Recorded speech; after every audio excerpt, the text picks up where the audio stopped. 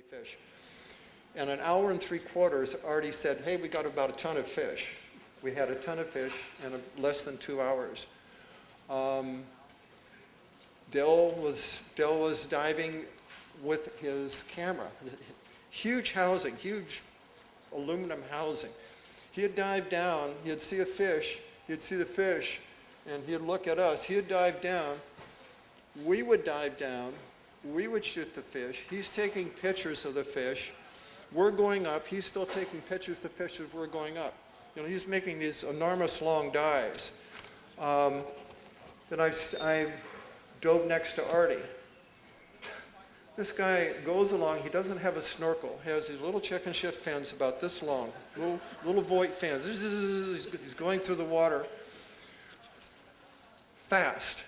And he doesn't have a snorkel. He's breathing like this, and he's looking, breathing like this, looking, breathing, taking a breath, and diving down. I can't believe it. One breath, he's diving down. Okay, 40 feet, 50 feet, 60 feet. The fish keep spookier and spookier. They keep moving out, they keep moving deeper. Here he is at one breath, going on down. I see him pull on a fish. The fish goes into a cave. Goes into the cave, he shoots the fish, hit the fish, sprouts a spear shaft from the top of his head. He's down maybe 75, 80 feet. He's starting to bring the fish up. He's not moving very fast, I'm getting word. He's not moving very fast, going slow. So I dive down, I meet him at about 50 so feet, and I put my hands out to take the fish, and he shakes his head.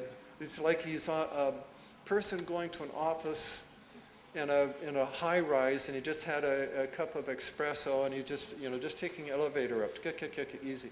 These guys blew me away. He was holding his breath forever. I thought I was in shape. I thought I was a good spear fisherman.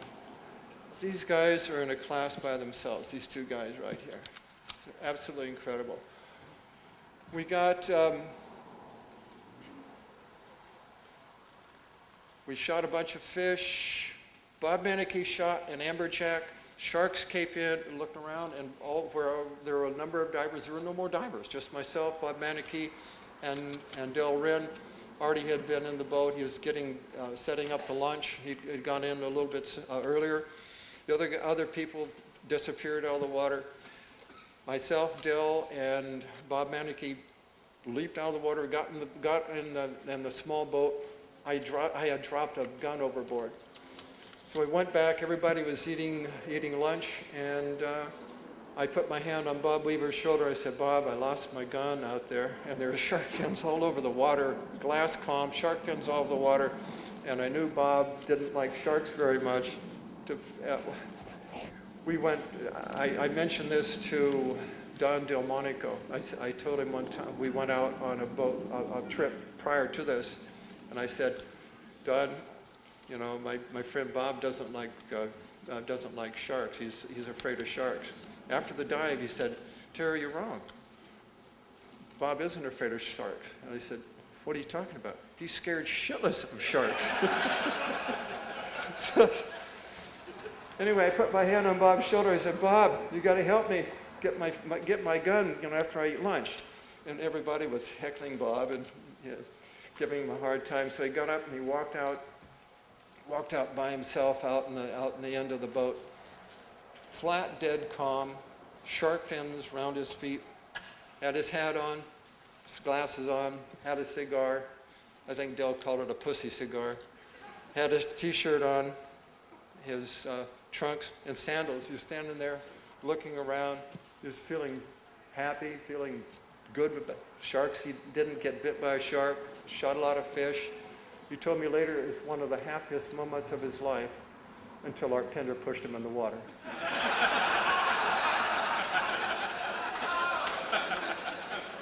Then he wasn't happy anymore. You probably expect me to weave a tale how he ran around the boat and then did something, but actually, and this is the truth, nobody knows, seriously, nobody knows what happened. I asked Artie about it, he doesn't remember. Bob remembers.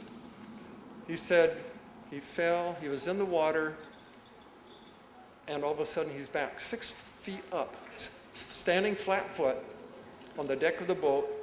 He's wet up to here. His cigar is still lit, and he has a little bit of moisture on his glasses, and his hat's still on. And I said, Bob, how did you do that? He said, Terry, I didn't want to be there. So,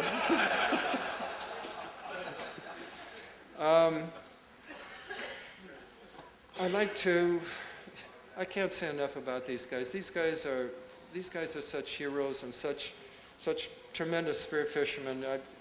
They blow me away, and they blow me away even now. Dell, I've had a lifetime of friendship with him. He's my best friend. I was his best man at his latest wedding, and it was quite an honor. And it's really an honor to be here with you too, Art. Also, I'd like to honor divers that are legends of our sport that seldom get mentioned.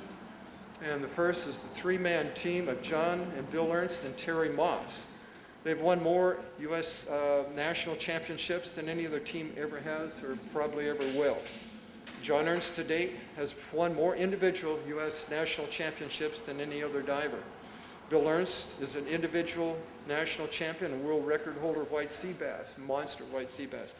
Terry Moss, and multiple individual national champion and author and skin diving spearfisherman. And Terry came to Kona, where I lived, and he was rude enough to beat me in my backyard in Kona. Don Delmonico of Florida. He's a multiple U.S. individual team national champion. I think he won his last national championships when he was like 50 years old. And one of my partners in 1959-1960 World Championships. Huge, strong, very knowledgeable, and very successful diver. Dennis Hostler. He's the individual and team national champion for the last 3 years, and he's closing on John Ernst's individual record. I don't know if he'll make it or not, but he's closing in on it. Also, the Los Angeles Fathom Mirrors Skin Diving Club for being the most competitive club in the history of our sport. They're competitors. But the Long Beach Neptune Skin Diving Club for being the winningest club in the history of underwater spearfishing.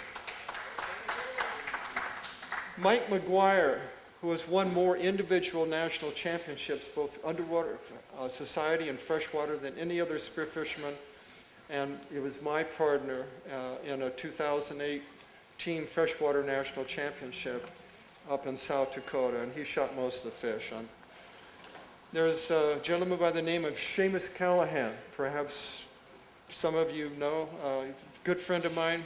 He's the 2008 freshwater individual national champion partner, and if it wasn't for my pathetic performance, we would have won the team championship, but he creamed everybody else. Don Hall, the legendary wetsuit builder of Long Beach, who builds arguably the best wetsuits on the planet. Steve Alexander, the legendary spear gun builder, whose every gun is a legend. Gene Higa of Hawaii, a spearfishing legend forever that unfortunately is no longer with us. You know,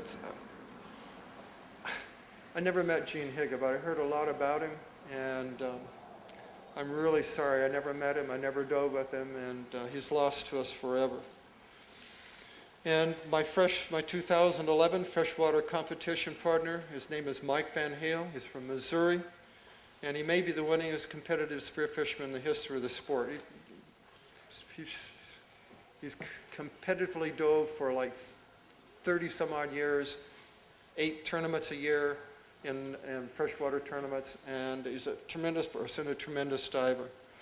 And also Sterling Kea of Hawaii Skin Diver Magazine, the editor and publisher of our sport's truly legendary magazine. And my friend Richard Balta, today he's a living legend of contemporary spearfishing, and he keeps beating me in my backyard in the Colorado River. So thank you very much. It was really a pleasure talking to you and seeing you and meeting people that I've heard about. And thanks again.